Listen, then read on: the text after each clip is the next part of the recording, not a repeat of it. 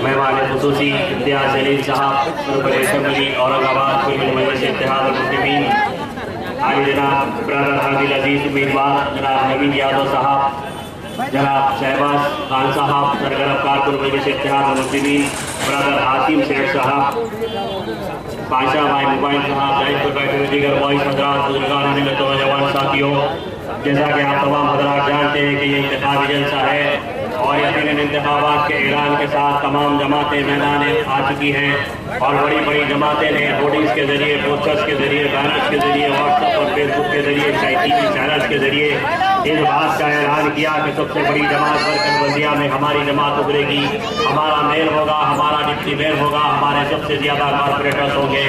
मजलिस इत्तेहाद मुस्लिमीन खामोश तमाशा देखती रही। जब तारीख का ऐलान हुआ, वक्त आया तो सदर मजलिस ने बेहतरीन उम्मीदवारों का फैसला किया और आज के दरमियान उम्मीदवार पेश किए। आज अफसोस के साथ कहना पड़ता है कि मजलिस इत्तेहाद मुस्लिमीन के लिए जो भी हिस्स का इलाका रहमत नगर, यूसुफ गोड़ा, श्री राम नगर, गोरा बन्ना कोई मोहताज तारुफ नहीं है। आज ब्रदर हमारा नवीन यादव यह कॉर्पोरेटर की उम्मीदवार ठहरा है। आज मैदान अमल में सदर मोहतरम ने नवीन यादव को कॉर्पोरेटर के लिए उतारा है। यकीनन मजलिस इत्तेहाद मुस्लिमीन कोई मोहताज तारुफ जमात नहीं है। आज कुल मजलिस इत्तेहाद मुस्लिमीन पर तनकीद करने वालों, आज अखबार के सफात काले करने वालों, तुम ये बात कह रहे हो कि पुराने शहर के अंदर कचरों की अंबार है, मसाइल का ढेर है, लाइट और नल चालू नहीं है। अरे नादानो, नल और लाइट चालू करना, नाले कचरे और बोरियां साफ करना, नल लाइट चालू करना, मच्छर और कुत्तों को भगाना शायद और क़ियादत का काम नहीं होता है।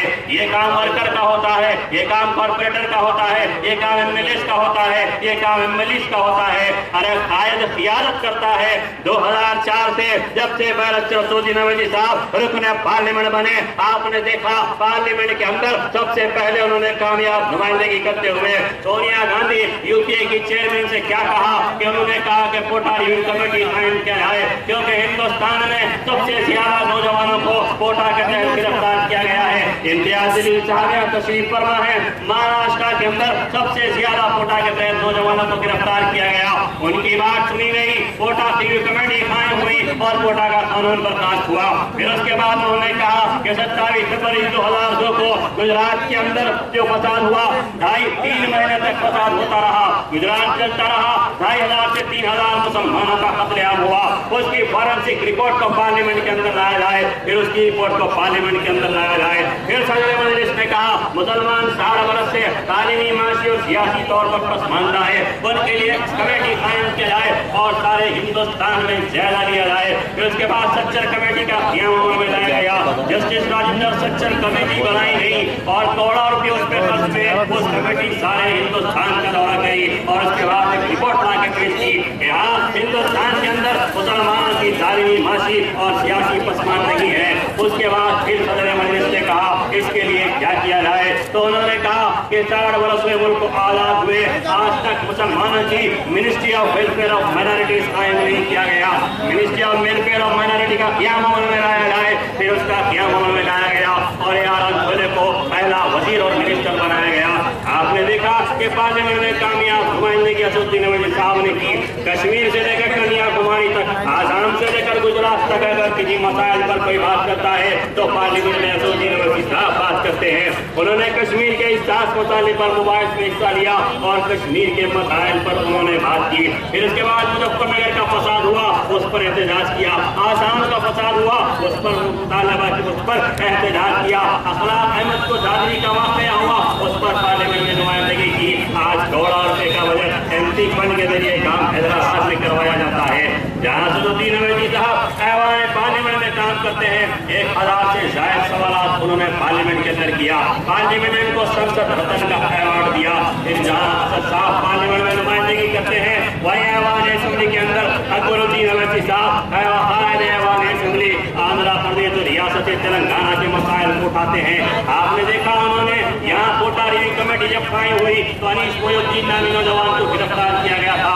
उन्होंने कहा कि सेंट्रल गवर्नमेंट ने कोटा कानून को बर्खास्त कर दिया है, अनीस मोइनुद्दीन को रिहा किया जाए, उस बच्चे को रिहा किया गया।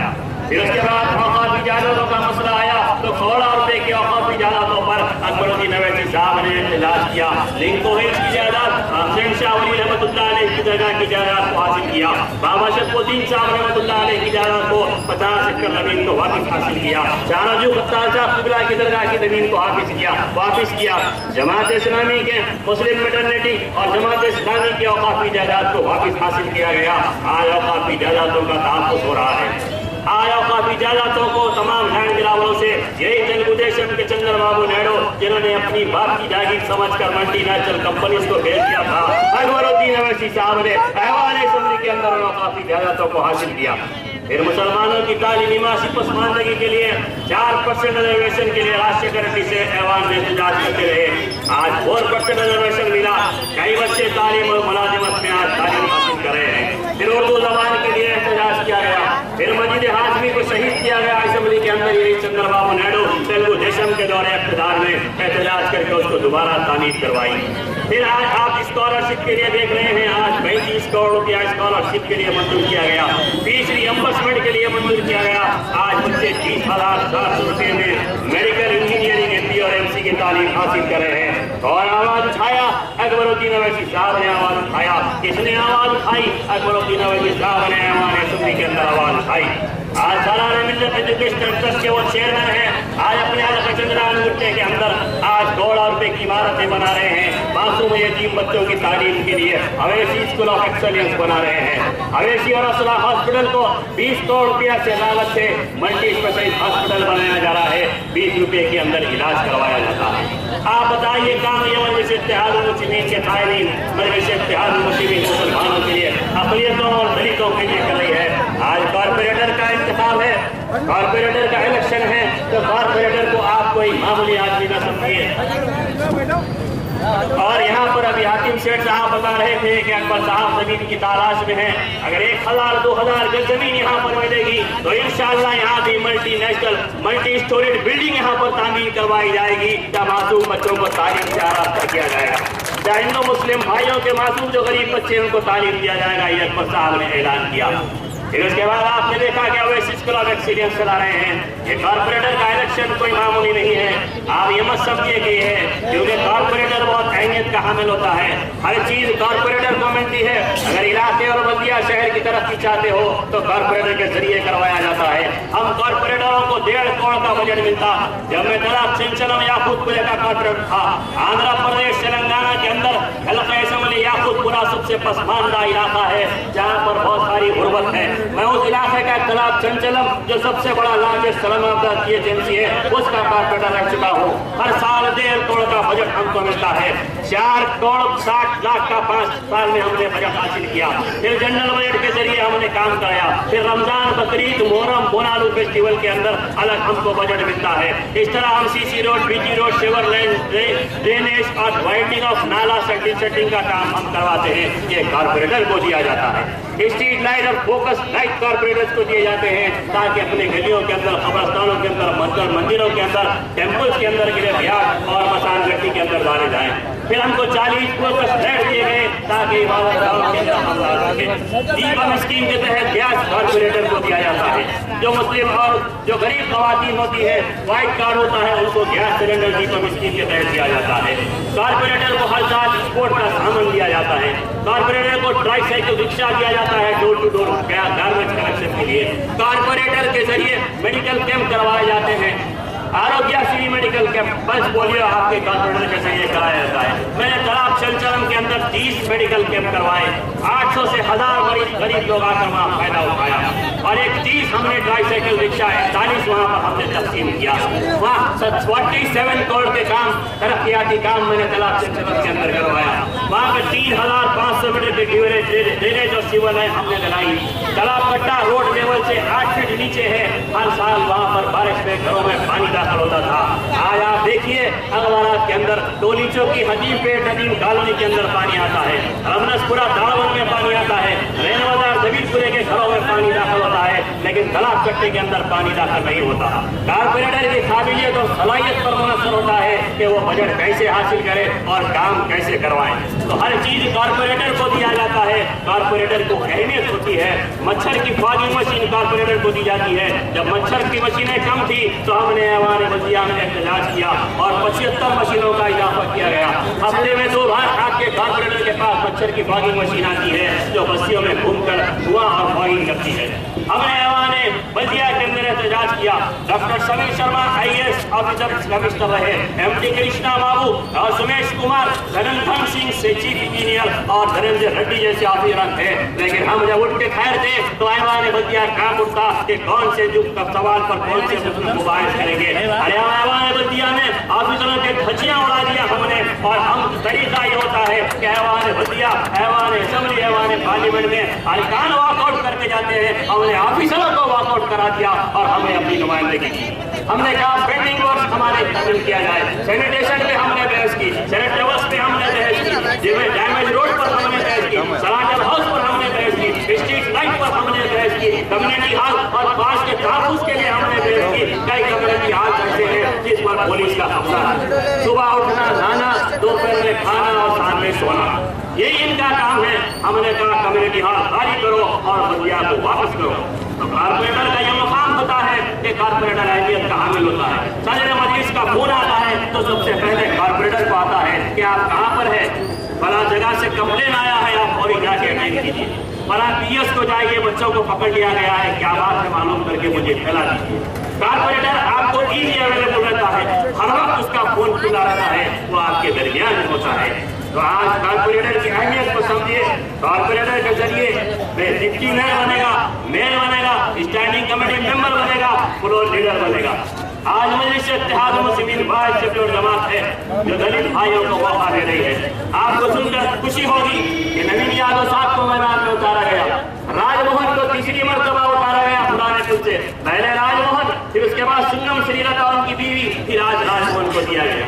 राजेंद्र यादव को कारवान से दिया गया और शास्त्रीपुरम से रमेश गौड़ को दिया गया। इससे पहले भी हमारी बहन अरुणा भी कारपोरेटर थी, स्वरूपा रानी भी कारपोरेटर थी, दुर्गा सिंह भी कारपोरेटर थे।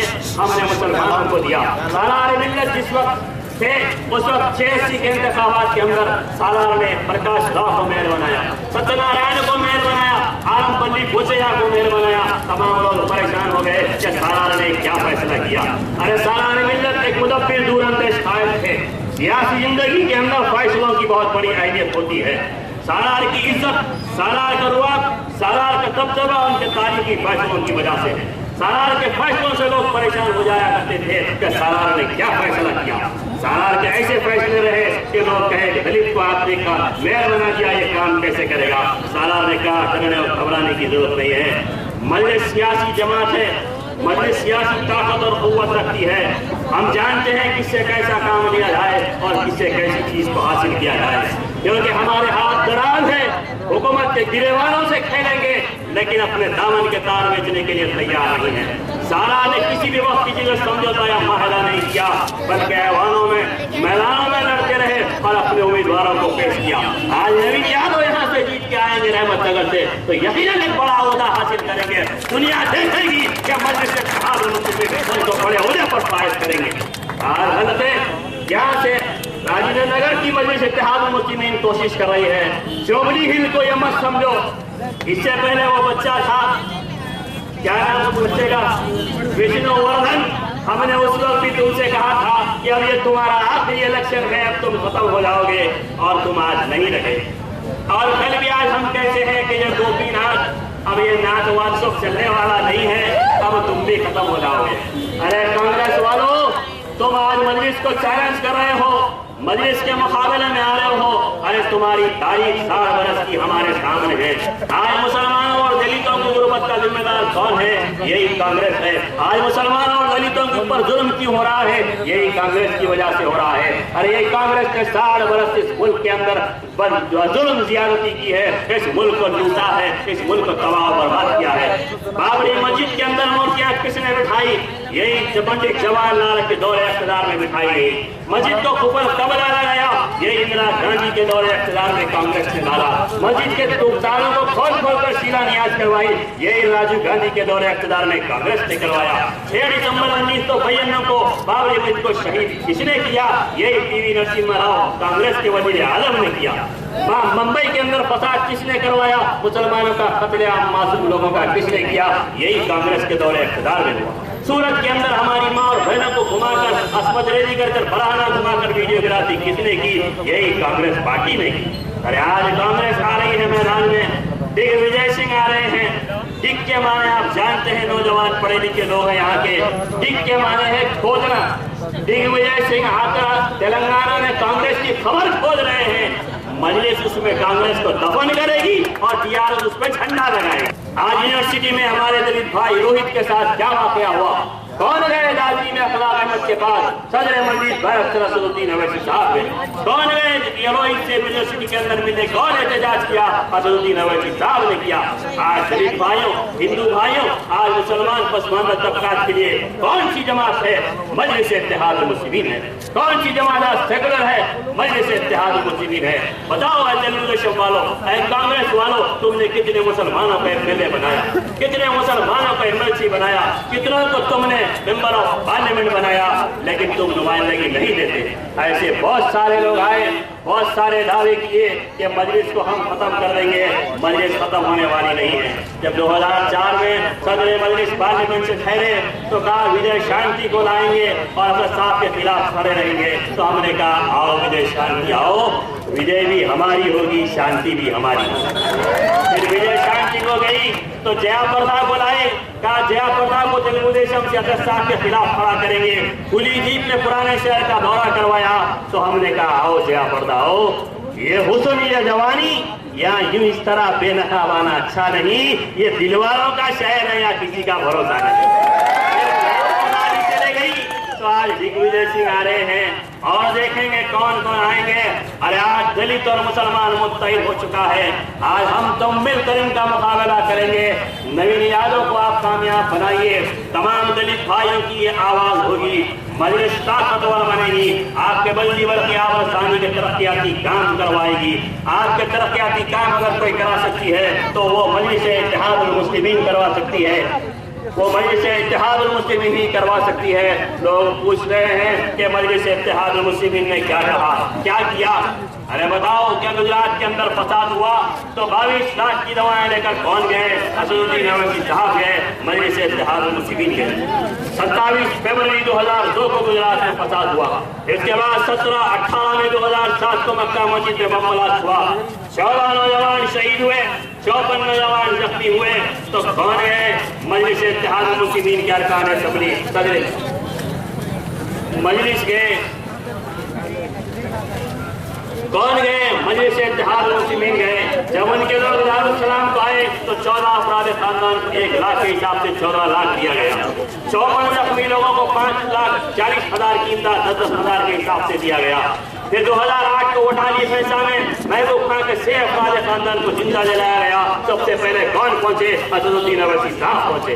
राजशेखर रेड्डी ने जमात उलमा हिंद के जलसे में निजाम कॉलेज के अंदर कहा कि according to my information Asaduddin Owaisi was the first leader who visited वोटाली एंड फैसला। तो हमारी क़यादत वहां पर पहुंची। फिर उसके बाद 2008 के बाद 2010 में करनूल में सैलाब आया तो कौन गए?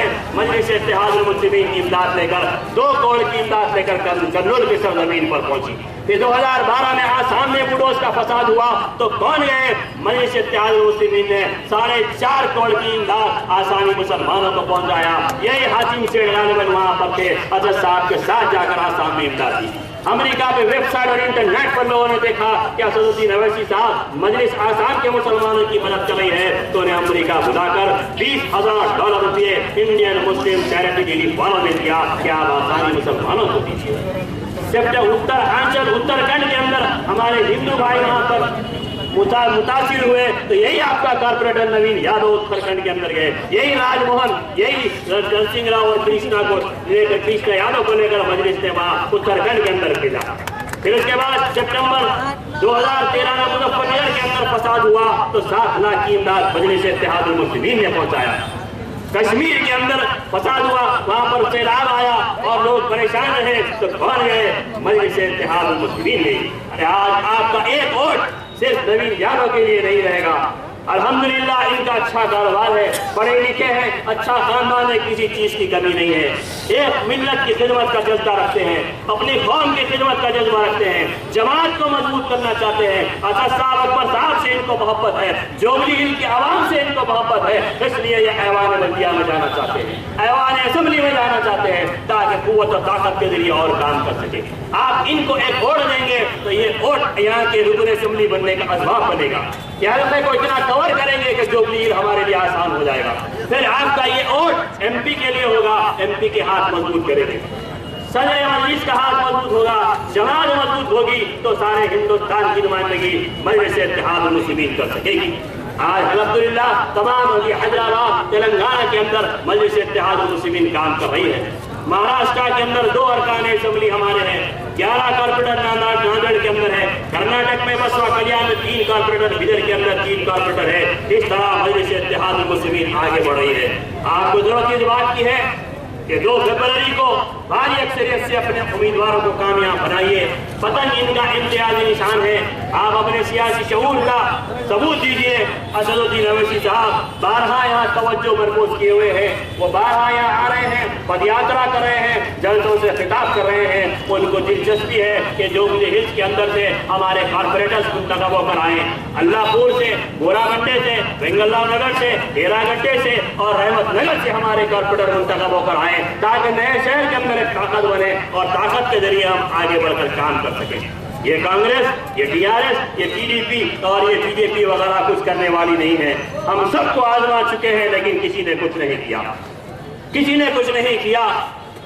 जबान तो खोल, नजर तो मिला, जवाब तो दे, आखिर में कितनी बार लुटा हूं मुझे हिसाब तो दे। आखिर बताओ कितनी बार तुम हमको लूटे हो, आखिर कितनी बार तुम हमको आजमाओगे। हमने सबको ओढ़ दिया, सबका साथ दिया लेकिन किसी ने हमारा कुछ नहीं किया। हमने कांग्रेस का साथ दिया तो कांग्रेस के पंडित जवाहरलाल नेहरू ने क्या कहा कि किसी कौम को मिटाना है तो उस कौम की जबान को मिटा दो। आज हिंदू जबान को मिटाया जा रहा है। हमने कांग्रेस से बेदार होकर इंदिरा गांधी का साथ दिया तो इंदिरा गांधी ने क्या कहा कि गरीबी हटाओ, गरीबी हटाओ। जब देखा कि गरीबी नहीं हटाई गई तो कहा कि गरीबों को ही मिटा दिया जाए। इंदिरा गांधी के दौरे इक़्तिदार में वो अपना पल्लो रहते हुए जिस इलाके से जाती उसमें फसाद करवाया जाता, बच्चियों को उजाड़ दिया जाता। मेरठ, अहमदाबाद, जमशेदपुर, भागलपुर, सहारनपुर, भिवंडी, हैदराबाद के अंदर फसादात करवाए गए। कांग्रेस से बेदार होकर मुसलमानों ने बहुजन समाज पार्टी का साथ दिया तो काशीराम ने क्या नारा दिया? काशीराम ने कहा एक हो गए कल्याण सिंह और काशीराम को हो जय सिया राम कहा। मुसलमानों ने काशीराम बीएसपी से बेदार होकर ममता बनर्जी का साथ दिया तो ममता बनर्जी ने क्या नारा दिया? गाय मेरी माता है, अटल बिहारी मेरे पिता। मुसलमानों ने ममता बनर्जी से नाराज होकर लालू प्रसाद यादव का साथ दिया तो लालू प्रसाद यादव ने क्या नारा दिया? जब तक समोसे में आलू रहेगा बिहार में लालू रहेगा। मुसलमानों ने चंद्रबाबू नायडू तेलुगु देशम का साथ दिया तो चंद्रबाबू नायडू के एक हाथ में टीडीपी का झंडा था तो दूसरे हाथ में बीजेपी का एजेंडा था, लेकिन किसी जमात ने साथ नहीं दिया। आज तुमको वोट मांगने के लिए शर्म आनी चाहिए, लेकिन शर्म आएगी भी तो कैसे आएगी मेरे भाई? शर्म उनको आती है जो शर्माते हैं। ये तो ऐसे बेशर्म है कि शर्म इनसे शर्माते हैं। डरने और घबराने की बात नहीं है। आपसे 2 तारीख को यहाँ पर आप बेखौफ होकर अपने वोटों का इस्तेमाल कीजिए। नवीन यादव साहब को भारी अक्सरियत से कामयाब कीजिए। हमारे हातिम शेख साहब रहेंगे, यहाँ पर बादशाह भाई मुबाई साहब रहेंगे और दीगर जमात के जिम्मेदार साहब रहेंगे। शहबाज खान साहब भी आते रहेंगे, वो हर क्या की शख्सियत है। आप उनको पोस्टर्स और बैनर्स पर भी देख रहे हैं और किसी किस्म का डर और खौफ और डरने घबराने की बात नहीं है। सालाना मिल्लत कहा करते थे कि जब मुफ्ती अशरफ अली साहब को बारकत से गिरफ्तार करके ले जाया गया, गुजरात के मुकदमात में डाला तो तमाम उलमा ने आकर कहा कि मुफ्ती साहब को गिरफ्तार कर लिया गया है, सालार इनको छुड़ाना जरूरी है। तो सालार कहा कि हजरात डरना घबराने की जरूरत नहीं है। कानून क्या है? कानून मकड़ी का जाला है, ताकतवर तोड़ के निकल जाता है, कमजोर उलझ के रह जाता है। मजलिस इत्तेहादुल मुस्लिमीन ने 4 लाख की जमानत देकर मुकदमा लड़कर गुजरात से मुफ्ती अशरफ अली को रिहा करके लाई है। मजलिस इत्तेहाद मुस्लिमीन ने मल्लेपल्ली के फसाद वाले 40 लाख की जमानतें देकर उनको रिहा करवा कर लाई है। अरे मजलिस इत्तेहाद मुस्लिमीन किसी से डरने और घबराने वाली जमात नहीं है। गुंडा राज नहीं चलेगा। पुराने शहर के अंदर याकूतपुरा जो सबसे पसमानदार का है, वहाँ सबसे ज्यादा रौडीज रहते हैं, वहाँ सबसे ज्यादा फाइनेंसर रहते हैं, वहाँ सबसे ज्यादा चाइल्ड लेबर के बच्चे पकड़े जाते हैं, वहाँ सबसे ज्यादा मैरिज ब्रोकर्स रहते हैं, मैरिज कंट्रैक्ट मैरिज ब्रोकर्स रहते हैं, वहाँ पर फेक डॉक्टर्स रहते हैं। गुंडागर्दी का हालत था। सदर मजलिस ने अपने फंड से लाखों रुपए देकर सीसी कैमरे लगवाए वहाँ पर और उन्होंने कहा सीसीटीवी कैमरों के जरिए लोगों को पकड़ा जाए और पीडी एक्ट के तहत डाला जाए। आज पहले गुंडे कहते थे मैं भाई का आदमी हूँ, मैं रौडी का आदमी हूँ, आज क्या कह रहे हैं? अरे हमारे भाई मामूली रौडी नहीं है, नॉर्मल रौडी नहीं है, पीडी एक्ट के रौडी है। जैसा कहते हैं कि मैं पोस्ट ग्रेजुएट नहीं, मैं पीएचडी हूँ कहते हैं ना, ये कह रहे हैं कि मैं पीडी एक्ट रौडी हूँ। पीडी एक्ट में 1 साल से 2 साल, 2 साल से 3 साल तक अंदर रहना पड़ेगा। जब चक्की पीसोगे, जब बीवी बच्चे वापिस आज तक पहचानेंगे नहीं तो पता चलेगा कि पीडी एक्ट क्या होगा। अरे मजलिस के खिलाफ ठहरने के लिए लोग 3-3, 4-4 बच्चे रख के आ रहे हैं। एक आखिरी बात आपके सामने कहता चलूं कि गुजरात बिहार के अंदर इलेक्शन हुआ, इलेक्शन जीत गए तो लालू प्रसाद और नीतीश ने ऐलान किया कि जिसको 4 बच्चे हैं उनको 50,000 रुपए हम देंगे। तो एक साहब को 3 बच्चे थे, उन्होंने बोले बीवी को अगर और एक हो जाता तो अपने को 50,000 मिल जाते। तो बोले बीवी तुम बुरा नहीं मानना, एक बात बोलता हूँ, मेरी एक औलाद और एक जगाते हैं, अब तक तुमको नहीं बोला था मैं, अगर तुम बोले तो मैं जाके डाले तो 4 हो जाते अपने को 50,000 मिल जाते। तो उन्होंने बोले चलो अच्छा है 50,000 मेरे, अब क्या करते माफ कर दी जाओ डालो। बोले मैंने भाग के जाके वहां से बच्चे को लेके आए, लाके बोले बेगम मैं ला लिया, चलो 4 हो गए, 50,000 मिलते और 3 कहाँ है बुलाओ। बोले हाँ के 3 जिसके थे आके लेके चले गए। 4 बच्चे 3 बच्चे रख के आगे हमसे लड़ाई। मजलिस इत्तेहाद मुस्लिमीन से मुकाबला तो ये डरने वाले नहीं। पीडी एक्ट से वापिस आने के बाद तुम्हारा भी यही असर होने वाला है। बहरहाल मेरे भाई नवीन यादव जिंदाबाद, वतन तोड़ दीजिए, मजलिस इत्तेहाद मुस्लिमीन और दलित अक़लियतों मुसलमानों के हाथ मजबूत कीजिए। शुक्रिया, खुदा।